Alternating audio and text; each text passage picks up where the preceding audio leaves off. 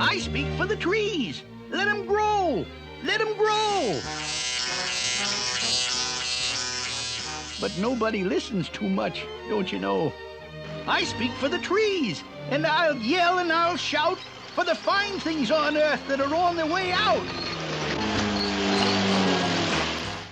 Hey everyone, it's a Saturday morning here in western North Carolina, and we are being drenched by the leftovers of Hurricane Delta, which is nothing compared to the havoc that's probably been wrought on the Gulf Coast. Here it's just wet, could be worse.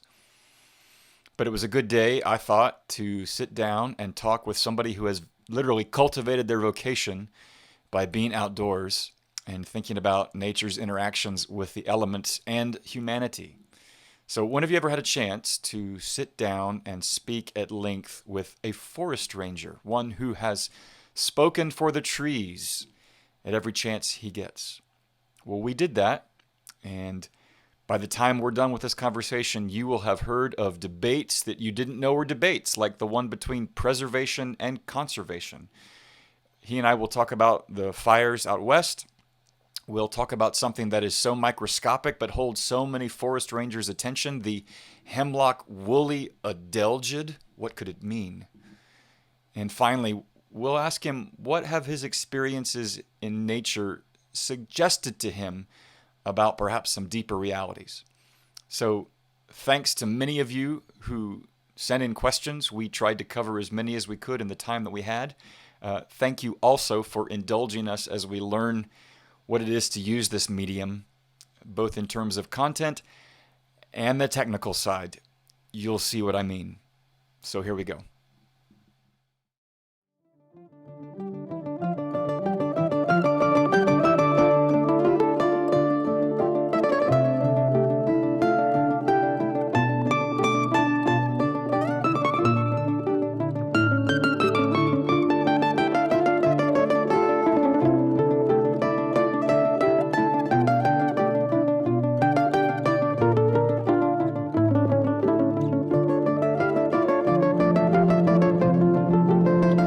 Welcome to the second episode of Let Us Reflect. It's the show where we talk about things worth discussing with people worth hearing from, just like every other podcast.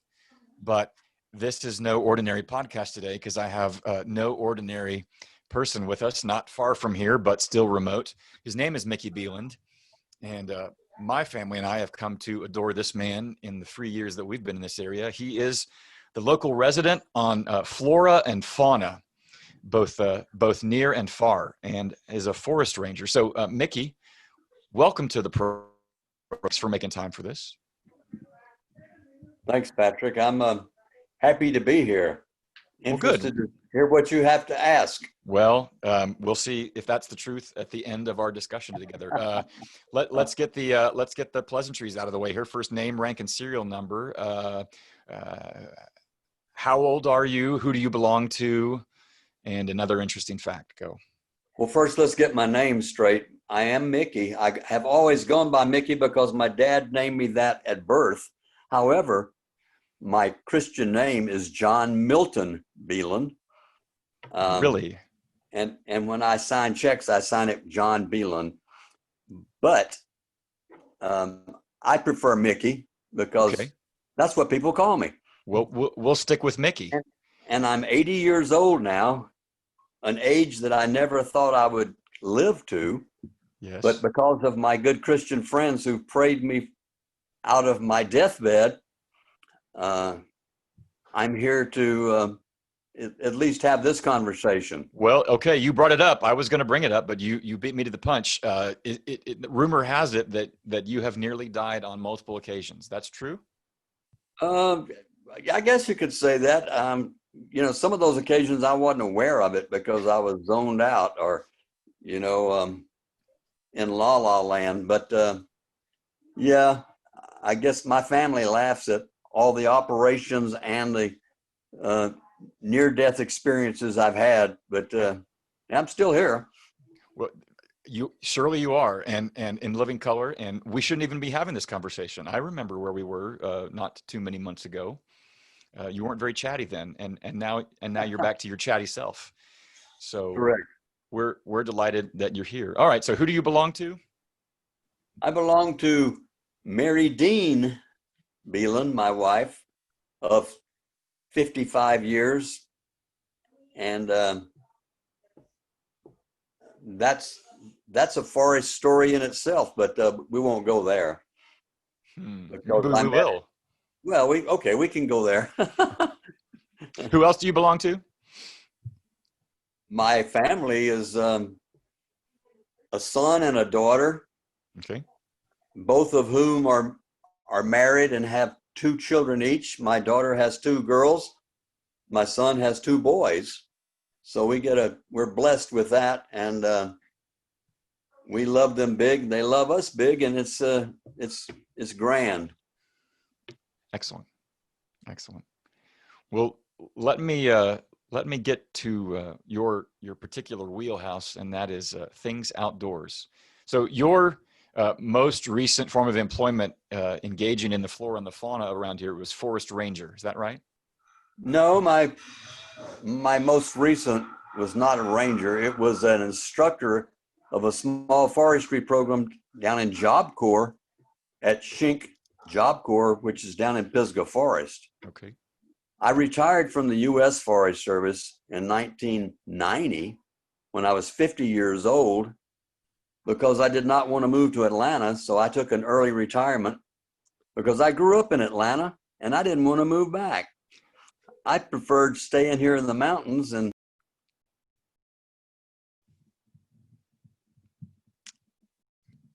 Oops, you muted yourself. so, but I guess, pertinent to this conversation we're going to have, my career with the U.S. Forest Service took me wide and far into many areas of the country, not the Northeast, however, but from the coastal plains of Florida to the mountains of Arkansas, on both the Ozark and the Ouachita plateaus, where I, encountered different ecosystems there. And then from there to Virginia, back to Florida, and then to South Carolina to the Francis Marion National Forest, and from there out to Idaho, adjacent to in the Yellowstone ecosystem on a forest called the Targhee, Mm-hmm. and from there to the Toyabe National Forest in Nevada, and from there back to the southeast to Asheville and to the National Forest here in North Carolina. And so because of that, I've been blessed to work in and among different forest ecosystems and have learned a little bit about a lot of things. And I'm not the world class expert on any of them, perhaps, but I, like everybody, I have opinions about things environmentally and ecologically. Good. Well, we're going to get there in due time. It sounds like you could be a John Denver song in your own right, given everywhere you've been. Yeah, and I used to could sing it, but not anymore. At 80, okay. I've noticed that voices change. A little. They deepen, perhaps. Yeah. So what started you on the trajectory towards what you ended up doing? What was your earliest memory of being captured by the outdoors in a way that you felt like this is something I'm not going to let go? The Boy Scouts. Actually, the Boy Scouts. And well, even before that, my father took me and my brothers to the woods and introduced us to the woods and to hunting and fishing. And that captured me, and I developed a passion for being in the woods. And especially when I got a little older where I could hunt, I just enjoyed being in the woods because at the time and still today, I am ADD. I've lost the H. I used to be ADHD and drove a lot of people crazy. And you're familiar with some of that. But anyway, you can edit that. But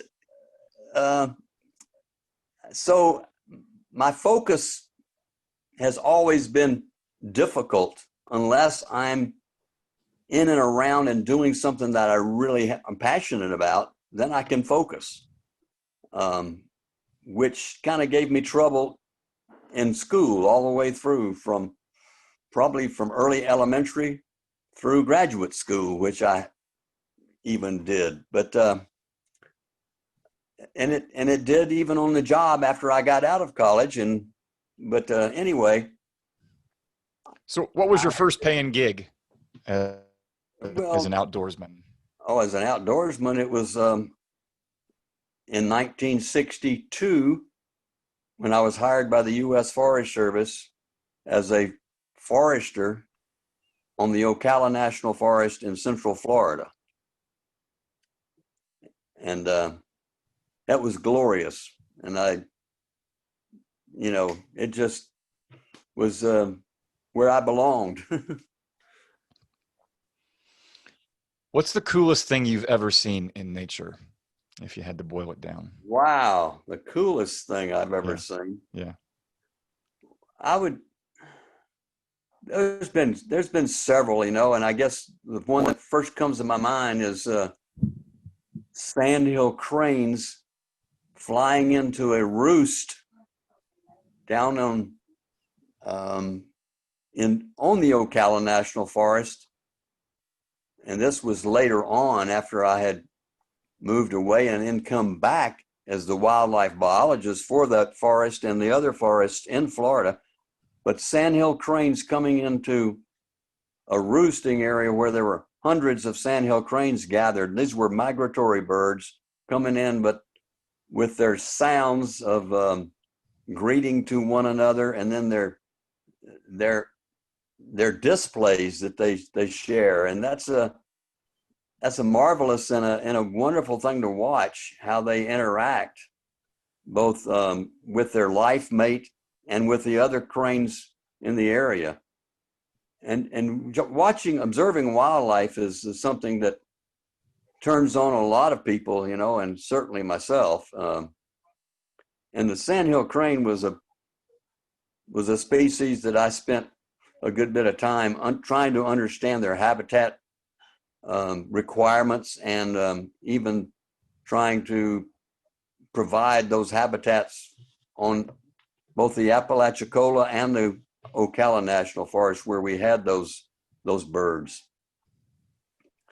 So, but then there's been a lot of other memorable times and places, but I certainly don't want to get into a litany of all that. Well, that's okay. We'll come back to that theme here in a minute. But you did bring up a question, or bring up a word that I've been recently made aware of, that there's actually a debate within your world, the debate between preservation and conservation. And I'm sure I've never thought about that distinction. Well, that's a good question, and one that a lot of the lay people, confuse and use interchangeably, and they're not really interchangeable, because conservation, the word and term conservation, to those of us who work with the U.S. Forest Service, is and was the wise use of the natural resources.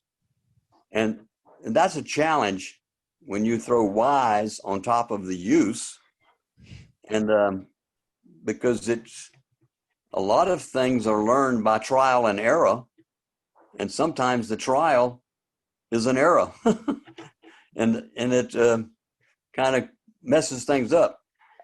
And that's conservation, though, is the use of, but it's a wise use, and then that becomes controversial. What's wise and what's not wise, and that runs through all kind of subject matter and disciplines. But then with preservation is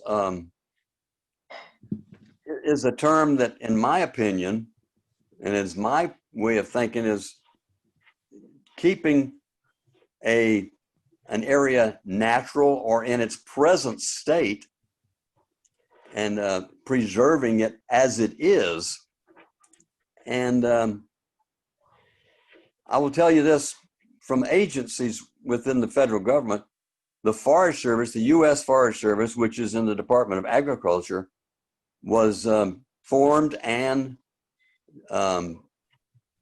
charged with managing the national forests under conservation. The national parks, which are managed by the Department of Interior, the national parks and other agencies that are preservation are to manage their land base in a, quote, natural order and preserve that for the future generations. And then there's a lot of debate both within those two disciplines and those two concepts of preservation and conservation is then what is right about what you're doing. And those two schools of thought have really split out between those two different agencies in the government. That's my understanding. Yes, and there's long history with that, you know, both from a philosophical and a political. When does that ever happen? When does that ever happen? It happens every day, everywhere, it seems like. Right. And it's gotten much more projected. Right. And, you know, that's something I could talk about at length because of, I'm sure you could. you know, the laws that have been passed in my career time with the U.S. Forest Service, which I implemented or tried to implement, you know, through the agency. So anyway, it gets to be a long discussion when you get into the laws that formed what we were required or supposed to do. Deep subject. Let me back us up here a little bit. We're going to go kind of in concentric circles from local to national. First, here's a slow pitch question. Ready? About the woodchuck. When did it become so fascinated about statistics? The woodchuck? Sorry, it was too subtle. How much wood could a woodchuck? Oh, well, that's okay. That woodchuck. I'm gonna stick to my day job. Some would say that the U.S. Forest Service earlier on was driven by the timber industries of all kinds, and that when you get conservation and then the political aspects of that, it gets political because, you know, you have both the Congress and the administration wanting to determine what should and should not be done on federal lands as it is and were and shall be. So that, you know, that becomes a controversy, and that's why a lot of laws were passed, like the National Environmental Policy Act, because the Forest Service, for one, was accused of wanting to clear cut the whole world and get rid of the forest, which was never true, but was put out there, you know, and put out there pretty well to the public that we were raping the world on the national forests, which was never true, but it didn't mean that people wouldn't state it and you know, and condemn us for it. So the woodchuck has not been able to chuck much wood nationally now on national forest federal lands for quite some time, ever since NEPA, National Environmental Policy Act, and subsequent laws were passed, like Endangered Species Act, and then sympathetic or and then special interests advocates for preservation, especially like Sierra Club, and the wilderness societies that would prefer that all forested type lands be managed for wilderness and unroaded conditions, and with sympathetic courts on their side. There was many, and has been and still is, stop actions that courts will ordain and exclude timber cutting from areas that were set up and were about to be harvested. And anyway, that has created a large controversy. And how often does environmental policy experience, lurches in vastly different directions? Well, a lot of that depends on location and how hot the subject is. For instance, here in the Nantahala-Pisgah National Forest, it's a huge thing because of all the user groups that want to have a say in the management of the federal lands, like the Pisgah and Nantahala National Forest. So, and they are involved with the decision-making processes that go on the forest, on the land disturbing activities. And some would say, that they have too much say in the thing, especially those who want to have nothing done out there, no cutting of trees, no roads, everything left as roadless and wilderness and backcountry type experiences. And we all enjoy those, but they don't come without consequences to the environment. And regardless of what preservationists might say, because we have altered and here's where I go into lecturing here. We have altered our ecosystems throughout the country in such a way, with unwise management, that the components within the ecosystems have been altered radically by the vegetation and by that's the flora, and then even the animal species have changed. So we have tremendous challenges to to manage wisely the resources that exist now that we've inherited from past generations.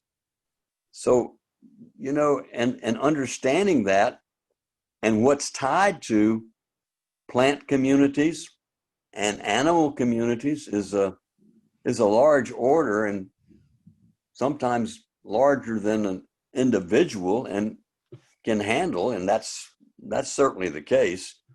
So that's why we have specialists. So I'm borrowing from that wonderful national parks documentary that Ken Burns did, and talking about, or maybe with Teddy Roosevelt and the Roosevelts. Sure. Are Teddy Roosevelt, John Muir, are we in a better place in the way we either preserve or conserve than where we were when they first stepped into the fray and sought to ensure the future generations? Are we in a better place now? Yes, in some ways we are, because these forests, the history of our not our national forest, but our forest in the East was pretty well cut over in the East, from Maine to Florida, through Florida, and even out, everything east of the Mississippi, and even some beyond the Mississippi, like even down into Texas, was all cut over by the early industrial type,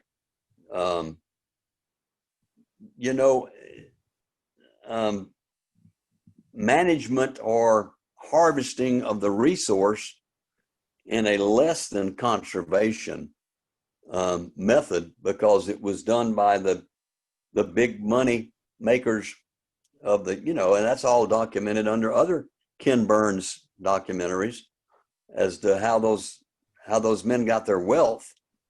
And it was kind of Katie bar the door on we're going to cut all the merchantable timber that is in this area, and then we're going to move on to the next, because the forests were seen as an inexhaustible supply of natural resources that would replenish itself anyway. And you don't do land disturbing activities on a ground, on any sites, without some consequences that, and oftentimes are very negative to the environment. And then what comes in after those land disturbing activities may not be what was there at the beginning. It's not self-perpetuating, and you get replacement of plant communities by invasive exotics and other things that create huge problems in management and control. And and we're seeing, even with when we get around to talking about the wildfires. Yeah, we're going there next. I know we'll go there, but that's part of the result of that unwise use and management of resources. Okay, genie's out of the bottle. Let's talk about that. So give everybody, myself included, a little primer on what's happened out there. We know it's bad. We know it's destroyed a ton. What happened? And if you were to assess its causes and its consequences, what would you say? Go. Well, I think we can see the consequences from what we see on the news with the homes burning and all that, and that's somewhat a product of not very wise use of resources, and that brings us to what in forestry we call the urban interface with the forest. Earlier on, people didn't build their houses right next to the woods, and they settled in the bottoms, and when they started building up on the ridges, like in California and up in the highlands, of the beautiful areas, and even up into the sequoias and the redwoods, they opened up a can of worms, or a Pandora's box, whatever you want to call it, that historically some of those areas had burned, but then the fires had been and they burned naturally by lightning strikes and other ways. Even Native Americans burned a lot of area for various type reasons, to clear the land and to also to make game more plentiful and more available for harvesting. But those are long-term historical things that did exist. But the change of managing or dealing with vegetation that would burn naturally from time to time got altered because of construction in in human habitation in areas that heretofore people didn't live, and consequently they quit building. The people didn't want to see fire coming up those chaparral slopes as they have in California in a lot of places. Those very volatile fuels that exist out there that are scrub type, not trees, but you get out there in a lot of ecosystems, you have, a shrub-based flora rather than a tree-based flora. And it's subject to burning periodically, but under wise management, you would try to keep it in a natural state where you would burn periodically with if it didn't burn itself, you would help it burn, so that, with prescribed type fires where it wouldn't get out of hand. But in so doing, you had to have roads, you had to have large fire breaks. You know, it took equipment to do that kind of thing.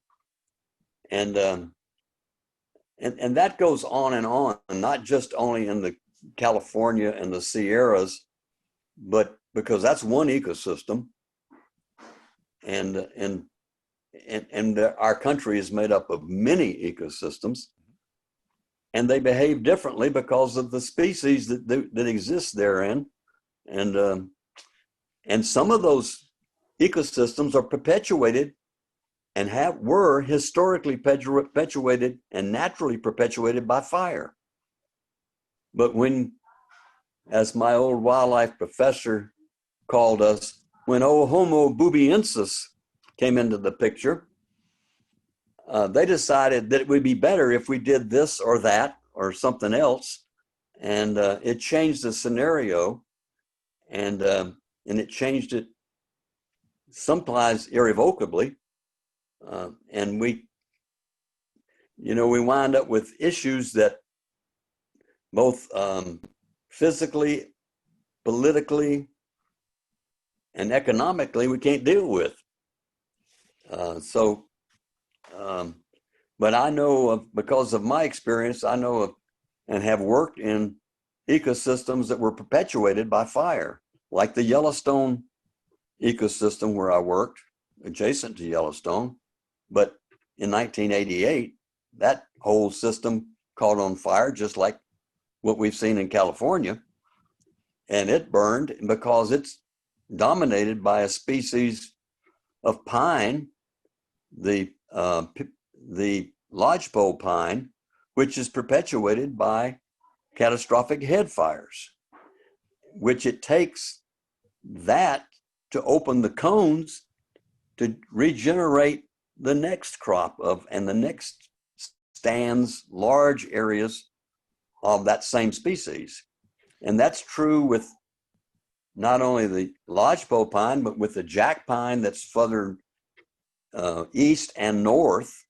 The jack pine ecosystems, where jack pine is the dominant overstory species, and it's also perpetuated that because those trees have a cone that won't open and put out its seed unless it's induced by very high heats, and that's because the wildfires do that, and that was a natural thing.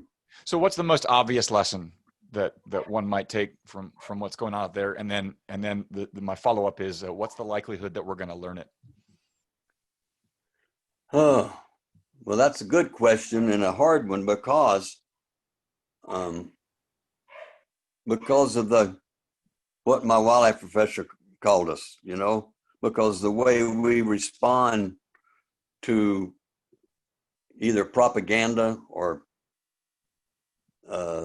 media, it becomes very complex, as we can see right in what we're dealing with at this particular time.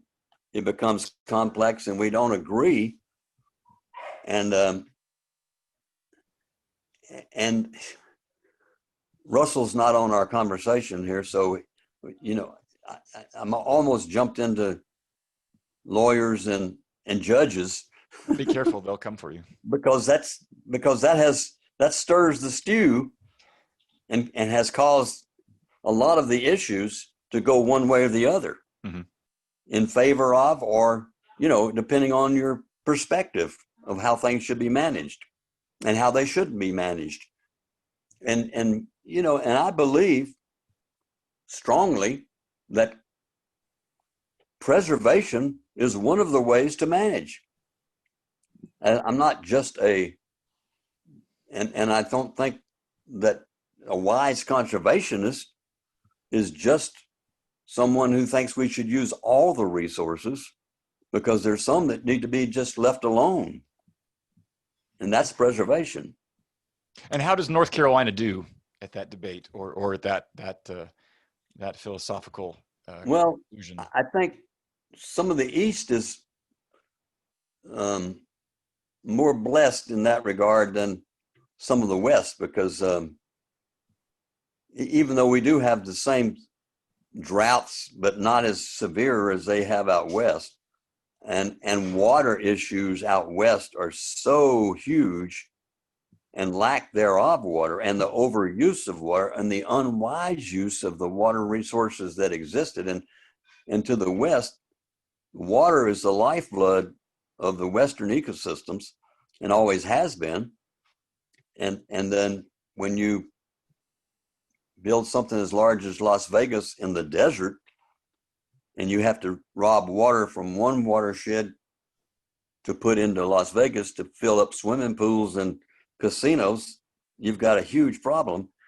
And not only for that spot, which is paradise to some, but what it's done to the areas where they took the water from. It's a complex thing of how us folks, us humans, have seen ways of generating wealth and managing what we saw as usable resources, and moving them around like we have, and having the ability to do that, which is sometimes catastrophic for us. And we're reaping the benefits of those kind of decisions and activities. And it's kind of scary. Even the fact of saying, well, we can control the water in our rivers so that we don't flood a lot of areas that were in floodplains. And then we have those larger than 100-year floods, which they design around a 100-year flood, and we get a 500-year or 1,000-year flood. And it seems like that's becoming more the order today. And so we get flooding in places that were developed by flooding, like the floodplains that we've built houses in now. And that is a huge problem. And we see it every year, and we'll see it here very, very soon with Hurricane Delta. Awesome. We've got houses that shouldn't be built where they are, but they've been there for years now, and they'll be flooded again. And everybody will expect the government to fix it. So it gets tough. Mickey, do you have any background in? I'm curious. One person asked, "How does the U.S. compare in its conservation efforts as compared to other countries? Any familiarity with outside the world?" Yeah, well, that's probably it depends on who's been in charge and the mindsets of the people. I would say that there are places on the globe where more intelligent, more educated societies have seen the errors of their ways in the more recent, before we have, because they stripped their resources, denuded their forests, and now they've put them back. It's not what was there in the past, but it's they've got forests back, and they at least try. And I think of the Scandinavian countries in that regard, who are progressive with their forest resources and with their other natural resources, and their limiting of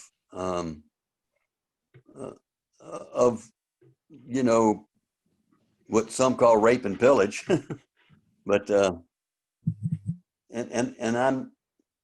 and that's done societal more than totally by the government and by decree. But there's a lot of that in there. But that's a huge thing to think about, and conservationists think about things one way, and it may not always agree with what's conservative. It may be liberal. What's the best story you have of a renewal effort within this country, a recovery effort of something that was, disrepair is the wrong word for it, but well, recovery wise, I have to think about wildlife species when we certainly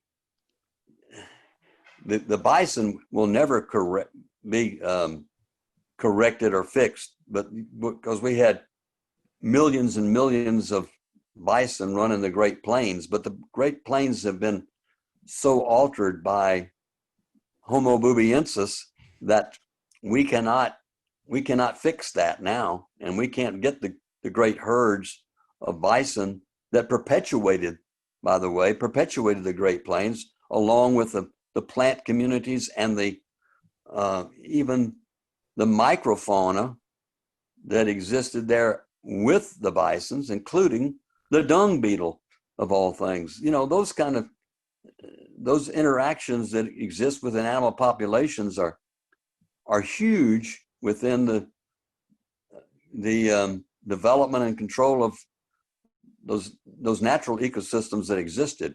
Now, what I would say was and so I used what was not to answer your question, I dodged it, I guess, but because I didn't talk about a fix. But, you know, when Europeans came to this continent, the East was just pretty well dominated by trees, and most of them large trees, and it looked like a sea of trees, and the trees were an enemy to the early people when they got off the boats, and they had to set in. If you wanted to have a place to grow crops, you had to cut the trees, and they had crude instruments to do that with. So and the forests were dominated by species like the bear, and in a few places of some deer, some turkeys, but they require more stuff that's close to the ground. Bears are omnivores, and they can scavenge through both duff and everything else, and eat. They can eat just about anything, and they do. And so that's why the Daniel Boone and Davy Crockett's ate a lot of bear. But all right, I'll stop you there. You got a bear story? I'm gonna knock you off your thread here for a minute. You got it. What's your favorite bear story? My favorite bear story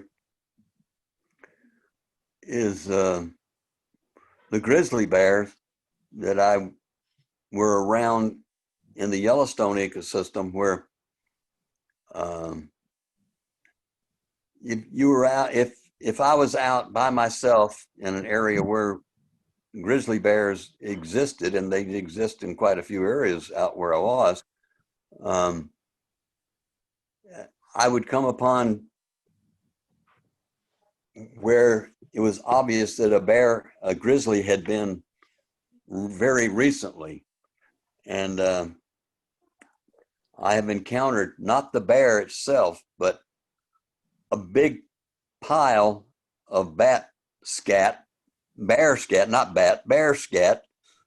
that was so fresh that I knew the bear was within smelling distance of me. And the grizzly has a way of, if you disturb a grizzly on their, what they call the day bed, because they forage and all at different times, and a lot of it's nocturnally at night. And so if you wake them up, they're kind of like some men I know. You don't wake up a sleeping bear, because that's when they will charge and kill you. So anyway, I had that was my bear story. But anyway, I'm a hunter now, and I put out camcorders in the woods. And one of the places where I do hunt, I have recently had more bear than anything else come into what I put out, which was corn, to see what's there. And bears really enjoy eating corn. They like anything that they can just sit down at the table and eat. And you see that even on our urban bears that come and want to sit at the table with you and help you eat your meal. And we see that in the news all the time now, don't we? We do. And so people that think they enjoy that are a little confused because you never know what a bear or what a wild animal is going to do. Right. Because I'm not sure the animal does either, but they just do react to certain stimuli. And anyway, it's they get more stories than I've gotten about bear. I've heard Let a me ask you a lot. couple. Yeah, go ahead. Let me ask you a couple technical questions that people submitted that only someone like you could answer. And I'm going to mispronounce this phrase, but what is the hemlock woolly adelgid problem, and why should I care? Well, the hemlock woolly adelgid is like a lot of critters, would call them, animals that came in from afar that were not a part of the ecosystems we have here, but that were a part of other places on the globe that had hemlocks. And the adelgid itself lives on the sap, or the lifeblood of the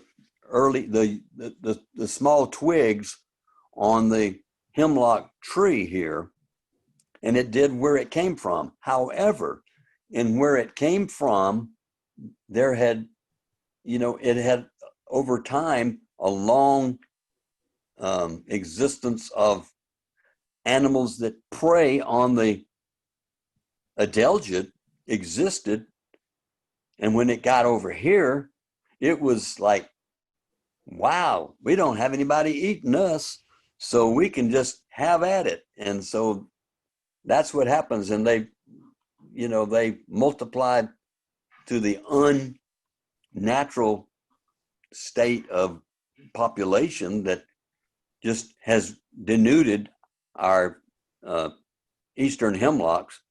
The western hemlock, which is a different species, but it's still a hemlock, happens to have had and still does have those predators of the adelgid. So when they're not losing all the western hemlocks, and we do have those here, and so when that same adelgid attacks out there, it's got a predator that feeds on them.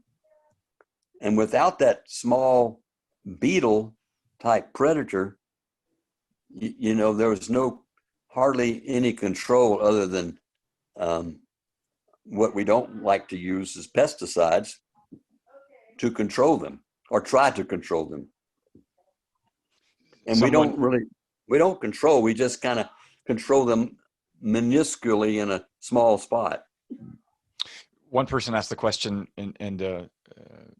that if you're a private landowner near a forested area, you're required to treat for pine beetles, but that the government itself refuses to do so on its own public lands. What accounts for that distinction and expectation? Well, some of it's size.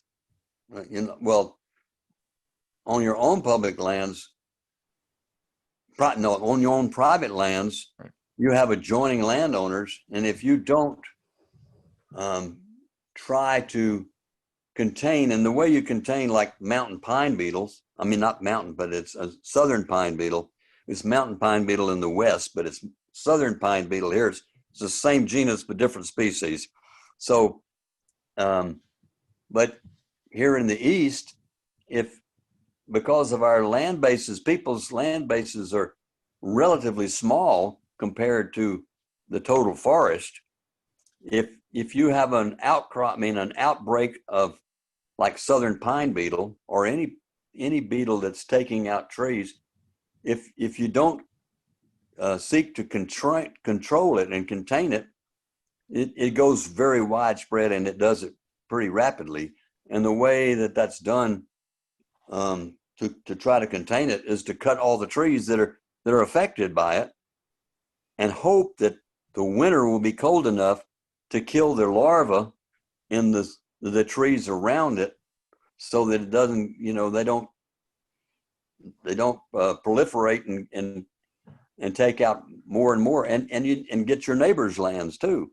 So that's why you would do it on private lands. on national forest lands, it gets to be such a large issue that and access is an issue of, you have to deal with that, and to cut the trees that are infected, you have to build roads, you have to get, you have to do things that some interest groups do not want you to do, and that the courts won't let you do. So, it gets to be a can of worms. We've talked about fires, and we've talked about the hemlock woolly adelgid. I wonder if you could wave a magic wand as it relates to environmental stewardship. What do you think are the top three things that you would want to see on a list of priorities to do right by what's been entrusted to us in nature? As I said when I got stalled here, that is a huge issue, and I don't know that I do it justice as far as what would we do, because I have been a part of, let's say I've been a part of like the environmental impact statements in several situations, whether it be the Cross Florida Barge Canal in Florida, or the one that I was the most involved in was the Yellowstone geothermal leasing adjacent to Yellowstone National Park on the Targhee National Forest, where we evaluated the effects of what would happen if a geothermal resource was found and it was developed on those national forests. So, when you do that, you're dealing with a lot of different publics or interest groups, and it becomes political very quickly. And I'm not, I don't have an answer to how you can make decisions without it being political.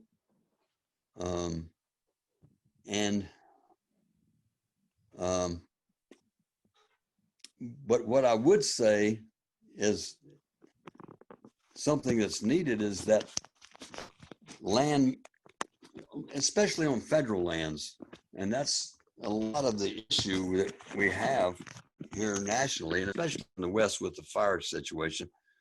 On those federal lands, the agencies, be they Department of Interior agencies or USDA or whatever agencies are involved, the experts within those need to have more say than the special interest groups as to how it should be managed, because they're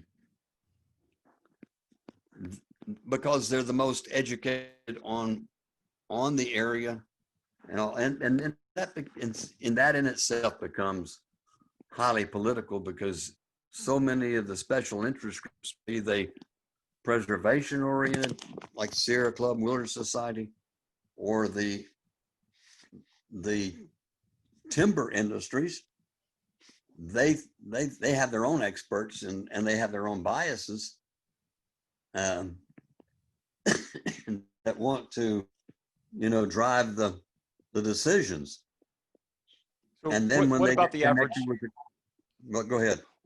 What about the average Joe? I mean, those of us that are not in the industry, not in government, not in special interest. What I'm asking you to kind of speak more of it as what can the common person most do that might have cumulatively an important effect on being good stewards of what we have around here?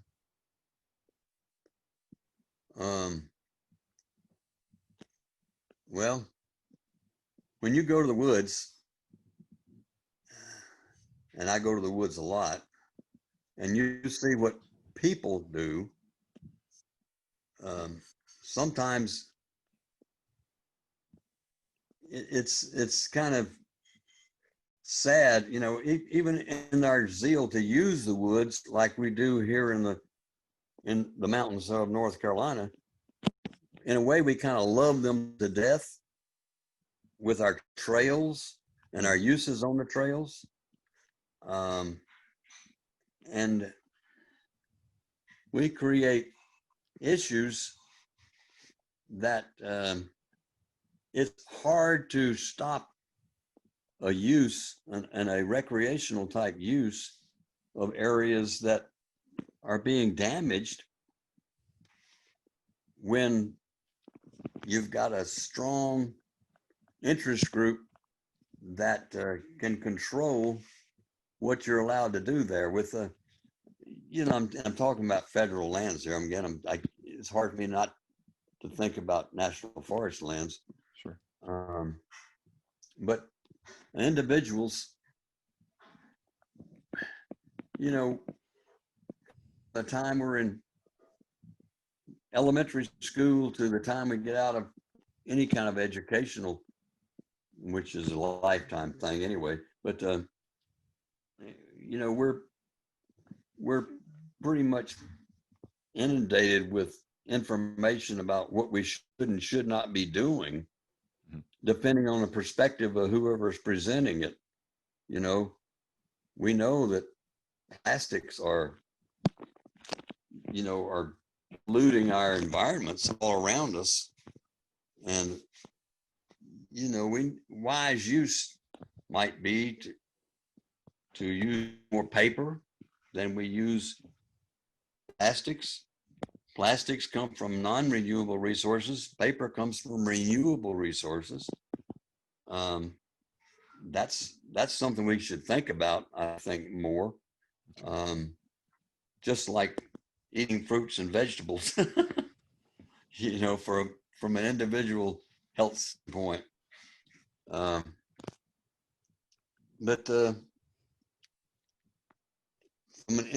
Sometimes it gets to be overwhelming as to what can I, it's kind of like in a situation like we're in right now. Well, what does one voice have in this whole debate of the who should do what and who should be the senator, who should be the representative, who should be the president even?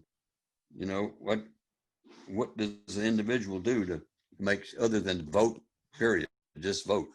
You have what your views are, and you vote according to your most educated view.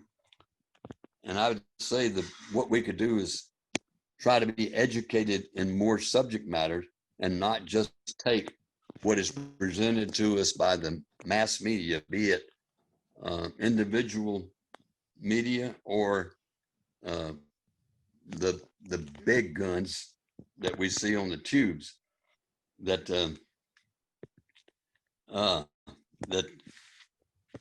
seem to dominate perspective. And anyway,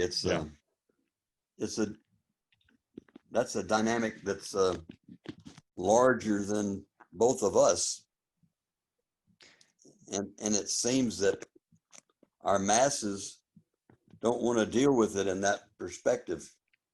It seems to me that I should say, that's my opinion. It's always easier to parrot than to think. I agree. It's always easier to adopt a set of talking points than to do some own thinking. I got two more questions for you, and then we're done. One is a theoretical that someone submitted, and then the other one is deeply philosophical. So, are you ready? Can you handle it? You got time left? Just a couple more minutes. Here we go. Ready? Okay. There's a theory out there that perhaps trees can communicate with each other, either about food or disease through the fine hairs in their root systems. Have you heard that theory, and what do you make of it? Well, yeah, and I think that's pretty anthropomorphic in a way, attributing human type characteristics to non-human things, which we do all the time. The bear thinks this, the deer thinks that, and now the tree thinks this. It's hard for me to describe that trees have that kind of thing. However, it doesn't mean that there's not some kind of connections and interactions that go on among the plants. I believe that there is. interactions that go on. It's just totally in a different, it's mysterious, more mysterious than what my brain has been able to comprehend, just like quantum physics that that I can't, and because of, it would take a lot more focus than this ADD individual could ever muster to deal with those kinds of things. I'm more of a generalist, and like I said earlier when we started, is I know a little bit about a lot of things, but a whole lot about nothing.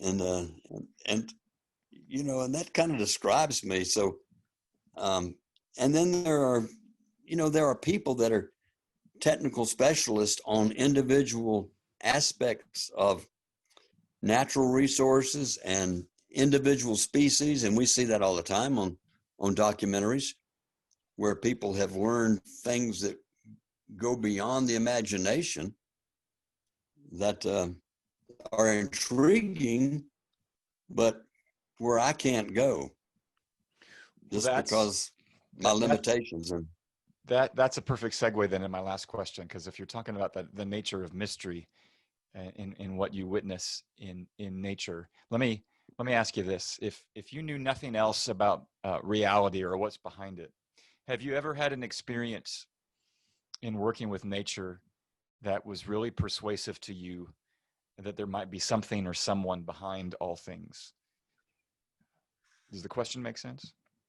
you know, it does, and in a way, you know, and I've had emotional and, you know, heart type experiences in the wilds, and I know a lot of people do, you know, where when you're experiencing interactions that exist in the complexities of the ecosystems, be it like where I started in Florida or to the Sierra Nevada ecosystems of California, Nevada, then, you know, it makes you realize just how small we are in terms of understanding all the interactions that go on between the plants, the animals, and then us being forced into their involvement with each other, plants and animals, that, you know, it's like, it gets pretty emotional as to what we're doing and what has been done and what the awesomeness of the natural world that we live in and what we're doing with it or not doing with it. And it's hard for me to understand how someone could experience what I see and have seen in my lifetime of walking the woods, so it may be stated, and saying that this just happened without a supernatural creation and creator driving the whole thing. It's just a mystery and an awesome thing to realize and know beyond a shadow of a doubt that it had to be so. I don't know if that answered the question. It got me where I wanted to go. On that deep, important, and mysterious note, we're going to call it a day. And let me thank you, Mickey, for making time for this. I better not leave you before I make sure that I quash one rumor. It's my understanding that you might have been the one to inspire Dr. Seuss's character, the Lorax. Can you confirm or deny that rumor? I would have to deny it because and I'm not a big lover of books. However, I did I've seen that. I've read the Lorax, and I know, and I've looked at a lot of Dr. Seuss's stuff and loved it. But I'm not a great follower. Well, But I did not know. I would disclaim any knowledge of being a part of the Lorax. we'll just let the urban legend continue to hang in the air. It makes for a good story. But well, anyway, Mickey, thank you for making your time, sharing your insight, your experiences, and your love for what is outdoors. And thank you for reminding us that there is far more than meets the eye of what we see when we step outside.